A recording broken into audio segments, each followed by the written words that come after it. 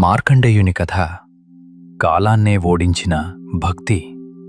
దక్షిణ భారతదేశంలో కాలం కూడా నిశ్శబ్దంగా నిలిచిపోయిన ఒక క్షేత్రం ఉంది.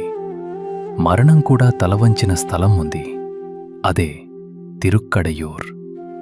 సంతానం లేని మృకండు మహర్షి అరణ్యంలో కాదు, తన హృదయంలోనే తపస్సు చేశాడు. శివుడే శ్వాస, శివుడే ధ్యాస.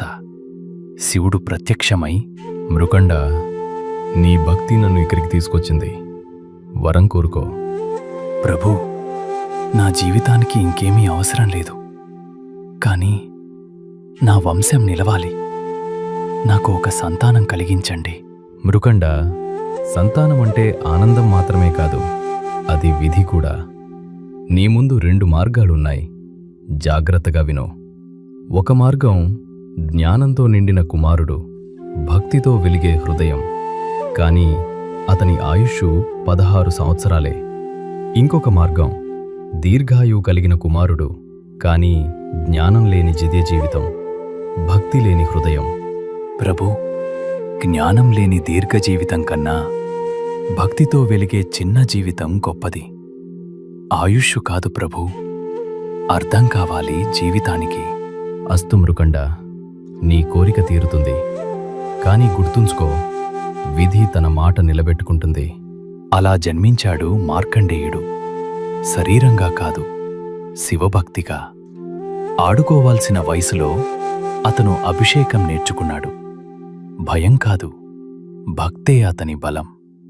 16వ సంవత్సరం వచ్చింది. విధి తలుపు తట్టింది. అప్పుడు యముడు వచ్చి, మార్కండేయ, నీ కాలం ముగిసింది. అతను పారిపోలేదు, ఎదురు నిలబడ్డాడు.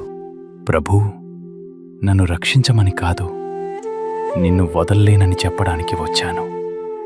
అదే క్షణంలో శివుడు శివలింగం నుంచి ప్రత్యక్షమవుతాడు. యముడు శివలింగం మీదకే పాశం వేయడంతో శివుడు తీవ్రంగా కోపిస్తాడు. శివుడు తన త్రిశూలంతో యముణ్ణి సంహరిస్తాడు. యముడు పడిపోవడంతో ప్రపంచంలో ఎవరూ మరణించరు. సృష్టి ధర్మం నిలిచిపోతుంది. దేవతలందరూ శివుని వద్దకు వచ్చి వేడుకుంటారు. శివుడు శాంతించి యముణ్ణి తిరిగి జీవింపచేస్తాడు. కాని ఒక స్పష్టమైన ఆజ్ఞ ఇస్తాడు.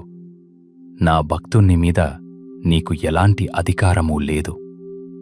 మార్కండేయుడికి వరం. చిరంజీవి కాలానికి అతీతుడు.